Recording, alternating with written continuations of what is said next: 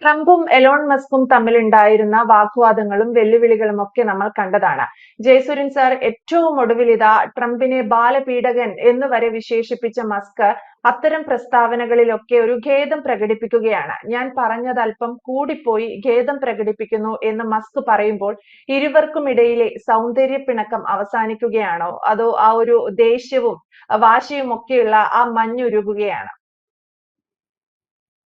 ഇവിടെ സൗന്ദര്യപ്പിണക്കം എന്ന് നീതു പറയുമ്പോൾ അത് കേവലം ഒരു ലളിതവൽക്കരണം എന്ന് എനിക്ക് തോന്നുകയാണ്. നമ്മൾ അങ്ങനെ ഒരു വശം ഇതിനുണ്ട്.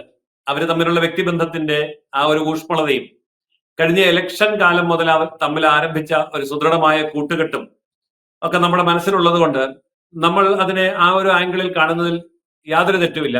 അത് അങ്ങേയറ്റം ശരിയാണ്. പക്ഷെ ആ ശരിയേക്കാൾ വലിയ ശരികളും ഇതിന്റെ പിന്നിലുണ്ട്. കാരണം ട്രംപ് എന്ന് പറയുന്നത് ഒരു രാഷ്ട്രത്തലവനാണ്, ഒപ്പം തന്നെ ബിസിനസ്സുകാരനാണ്. എലോൺ മസ്ക് എന്ന് പറയുന്നത് ലോകത്തിലെ ഏറ്റവും വലിയ ബിസിനസ്സുകാരനാണ്, വ്യവസായിയാണ്, സമ്പന്നനാണ്.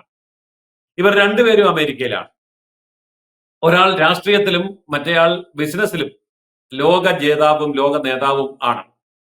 ഇവർ തമ്മിലുള്ള ഏറ്റുമുട്ടൽ എന്ന് പറയുന്നത് തികച്ചും ഒരു വ്യക്തിപരമായിട്ടുള്ള കാര്യം എന്നതിലുപരി വ്യവസായവും വാണിജ്യവുമായി ബന്ധപ്പെട്ട, സമ്പത്തുമായി ബന്ധപ്പെട്ട തർക്കങ്ങളാണ്.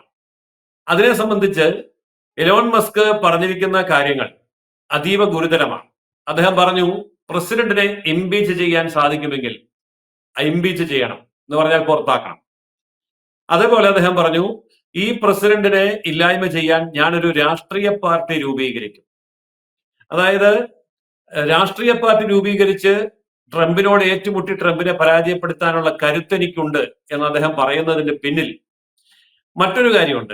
അതായത് കഴിഞ്ഞ ഇലക്ഷനിൽ 300 ദശലക്ഷം ഡോളർ ട്രംപിനെ വിജയിപ്പിക്കാൻ വേണ്ടി മസ്ക് മുടക്കിയിട്ടുണ്ടെന്നുള്ള കണക്കും അദ്ദേഹം ഇവിടെ സൂചിപ്പിച്ചിട്ടുണ്ട്. ശരിയാണ് നീതു പറഞ്ഞത്, ഭാര്യാഭർത്താക്കന്മാർ തമ്മിൽ വഴക്കുണ്ടാകുമ്പോൾ നിനക്ക് ഇത്ര രൂപയുടെ മാല ഞാൻ മേടിച്ചു തന്നില്ലേ എന്ന് ചോദിക്കുന്ന പോലെ ഒരു കണക്കാണ്. ഞാൻ 300 ദശലക്ഷം ഡോളർ നിന്റെ വിജയത്തിന് വേണ്ടി ചെലവാക്കിയില്ലേ, എന്നിട്ട് എന്നോട് എന്താ നന്ദികേട് കാണിക്കുന്നത് എന്നുള്ള ഒരു ചോദ്യമാണ് ഇലോൺ മസ്ക് ചോദിച്ചിരിക്കുന്നത്. പക്ഷെ അവിടെ ഒരു ഭീഷണിയുണ്ട്. എന്റെ കാശ് കൊണ്ട് ഞാൻ നിന്നെ തോപ്പിക്കും, എന്റെ പണം കൊണ്ട് ഞാൻ പാർട്ടി ഉണ്ടാക്കും, എന്നിട്ട് നിന്റെ പാർട്ടിയെ പരാജയപ്പെടും, നിന്നെ താഴെ ഇറക്കും എന്നൊക്കെ പറയുമ്പോൾ അധികാര രാഷ്ട്രീയം സാമ്പത്തിക ശക്തിയും തമ്മിൽ ഏറ്റുമുട്ടാൻ തുടങ്ങിയാൽ എന്തായിരിക്കും അവസ്ഥ എന്ന പ്രസക്തമായ ഒരു ചോദ്യം ലോകത്തിന് മുമ്പിൽ നമ്മൾ കാണുകയാണ്. അവിടെയാണ് ലോകത്തെ ഏറ്റവും പവർഫുൾ ആയ രാജ്യത്തിന്റെ തലവനും ലോകത്തെ ഏറ്റവും വലിയ സമ്പന്നനായിട്ടുള്ള ഇലോൺ മസ്കും തമ്മിലുള്ള ഏറ്റുമുട്ടൽ. പക്ഷേ ഇവിടെ അതിന്റെ അവസാനത്തേക്ക് വരുമ്പോൾ നമ്മൾ കാണേണ്ട ഒരു കാര്യമുണ്ട്. സമ്പത്തും അധികാരവും തമ്മിൽ ഒരിക്കലും ഏറ്റുമുട്ടുകയില്ല എന്നുള്ളതാണ്. അവർ അഡ്ജസ്റ്റ്മെന്റ് മാത്രമേ ഉള്ളൂ. കാരണം ഇവരിങ്ങനെ അങ്ങോട്ടും ഇങ്ങോട്ടും ചീത്ത പറയുമ്പോൾ, അങ്ങോട്ടും ഇങ്ങോട്ടും വാഗ്വാദം നടത്തുമ്പോൾ, അങ്ങോട്ടും ഇങ്ങോട്ടും യുദ്ധം പ്രഖ്യാപിക്കുമ്പോൾ അവരുടെ ഓഫീസിൽ ഇവർ രണ്ടുപേരും പറഞ്ഞിട്ടുണ്ട്, ഞാൻ ഈ പറഞ്ഞ ചീത്ത കൊണ്ട്, അല്ലെങ്കിൽ ഞാൻ ഈ പറഞ്ഞ വെല്ലുവിളി കൊണ്ട്, ഞാൻ ഈ കൊടുത്ത ഭീഷണി കൊണ്ട് നമ്മുടെ കമ്പനിക്ക് എത്ര രൂപ ലാഭമാണ്, നഷ്ടമുണ്ട്, അവിടെ ഇരുന്ന് കണക്ക് കൂട്ടിക്കണം എന്ന് പറഞ്ഞിട്ടുണ്ട്. അങ്ങനെ ഓരോ പോസ്റ്റ് ഇടുമ്പോഴും ആ പോസ്റ്റ് ഇട്ട് കഴിയുമ്പോൾ ഇതിന്റെ കണക്കുകൂട്ടൽ നടക്കുന്നുണ്ട്. അത് വളരെ വ്യക്തമാണ്. അതായത് ഇലോൺ മസ്കിന്റെ ആദ്യത്തെ പോസ്റ്റ് പുറത്തു വന്നതിന് ശേഷം അദ്ദേഹത്തിന്റെ ഷെയർ മാർക്കറ്റിലെ കമ്പനികളുടെ ഓഹരി നിലവാരം ഇടിഞ്ഞത് 300 ദശലക്ഷം ഡോളറാണ്. അപ്പോൾ ഒരു പോസ്റ്റിന് 300 ദശലക്ഷം ഡോളർ വില കൊടുക്കേണ്ടി വന്നു. രണ്ടാമത്തെ പോസ്റ്റിന് 500 ദശലക്ഷം ഡോളറാണ് അദ്ദേഹത്തിന്റെ കമ്പനിയുടെ ഷെയർ വാല്യൂ ഇടിഞ്ഞത്. അതായത് 2 പോസ്റ്റ് ഇട്ടപ്പോഴേക്കും ഷെയർ വാല്യൂവിൽ 8% ഇടിവുണ്ടായി എലോൺ മസ്കിന്റെ കമ്പനികൾക്ക്. അപ്പോൾ അദ്ദേഹത്തിന് മനസ്സിലായി, ഇനി 3ാമത്തെ പോസ്റ്റും 4ാമത്തെ പോയിന്റും ഒക്കെ പറഞ്ഞ് വഴക്ക് കൂടിയാൽ എന്റെ കമ്പനി പോലും ചിലപ്പോൾ കാണുകയില്ല. അങ്ങനെയുള്ള അവസരത്തിൽ അധികാരവും കൂടി പ്രസിഡന്റിന്റെ കയ്യിലാണ്. എലോൺ മസ്കിന്റെ മഹാഭൂരിപക്ഷം ബിസിനസ്സുകൾ അമേരിക്കൻ ബേസ്ഡ് ആണ്. ഈ സമയത്ത് ഇന്ത്യയിലെ നമ്മുടെ ഭരണകൂടത്തിന്റെ മാർവാടി ബുദ്ധി പ്രവർത്തിക്കാതിരുന്നില്ല കേട്ടോ. അപ്പോൾ ഇലോൺ മസ്ക് അവിടെ കിടന്ന് അടികൂടണ്ട, ഇങ്ങ് പോരെ, നമുക്ക് ഇവിടെ സംവിധാനം ചെയ്തു തരാം എന്നുള്ള ഒരു സ്വാഗതം ഭാരതത്തിന്റെ ഭാഗത്തുനിന്നുണ്ടായി. അത് ഭാരതത്തിന്റെ ഭാഗത്തുനിന്ന് മാത്രമല്ല, പല രാജ്യങ്ങളിൽ നിന്നും ഉണ്ടായി കാണും. ഇവർ തമ്മിൽ അവിടെ ബഹളമാണെങ്കിൽ അവരെ ഇങ്ങനെ ദത്തെടുത്തേക്കാം എന്ന് പല രാജ്യങ്ങൾക്കും തോന്നിയിട്ടുണ്ടാവും. ഇത് ട്രംപിന്റെ ചെവിയിൽ എത്തിയിട്ടുണ്ടാവും. അപ്പോൾ ആഗോള സമ്പന്നനെ അമേരിക്ക വിട്ടുകളയില്ല എന്നൊരു തീരുമാനം ട്രംപിന്റെ ഭാഗത്തു നിന്നും വന്നു. അമേരിക്കയിൽ അടിയുറച്ച് നിന്നുകൊണ്ട് ചെയ്യുന്ന എന്റെ ബിസിനസ്സുകളെ തുരങ്കം വെക്കാൻ അമേരിക്കൻ ഭരണകൂടത്തിന് വളരെ എളുപ്പമാണ്. അത് നികുതിയാണെങ്കിലും നിയമമാണെങ്കിലും ഇത് നിയമപരമായ കേസുകളാണ് എങ്കിലും. ഇത് മനസ്സിലായി കഴിഞ്ഞപ്പോഴാണ് വെടി നിർത്തുന്നതാണ് ബുദ്ധി എന്ന് ഇരു കൂട്ടർക്കും മനസ്സിലായത്.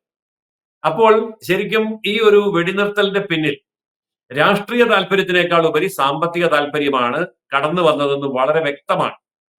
പിന്നെ ട്രംപിനെ സംബന്ധിച്ചിടത്തോളം ഇയാൾ ഈ വാശിക്ക് ഈ പൈസ എല്ലാം കൊണ്ട് പ്രതിപക്ഷ പാർട്ടികൾക്ക് കൊടുത്താൽ അവരെല്ലാരും കൂടി എന്നെ സാമ്പത്തികം ഉപയോഗിച്ചും കൂടി രാഷ്ട്രീയ രംഗത്ത് പരാജയപ്പെടുത്താൻ ശ്രമിച്ചാൽ നഷ്ടം അധികാരമാണ്.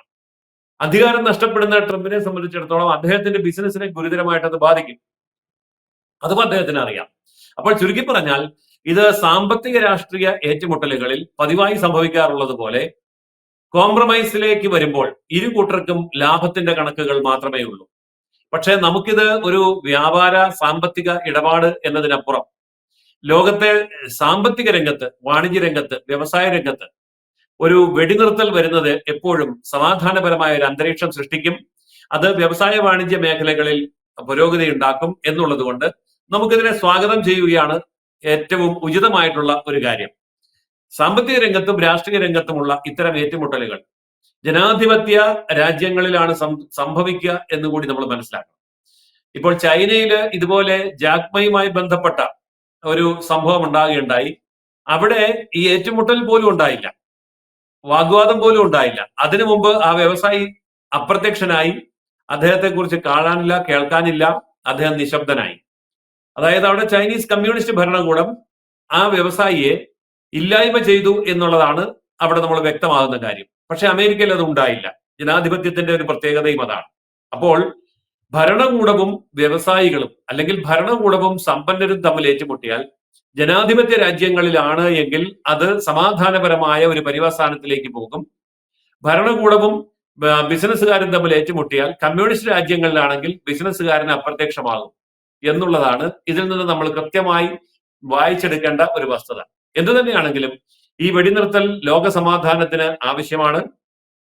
അത് മനുഷ്യനെ കൊല്ലുന്നുണ്ടോ എന്നുള്ളതല്ല, മനുഷ്യൻ ജീവിക്കുന്ന സമ്പദ് വ്യവസ്ഥയെയും രാഷ്ട്രീയ വ്യവസ്ഥയെയും കൊല്ലുന്ന അവസ്ഥയിലേക്ക് വന്നാൽ അതെല്ലാവർക്കും അങ്ങേയറ്റം ദോഷകരമാണ്.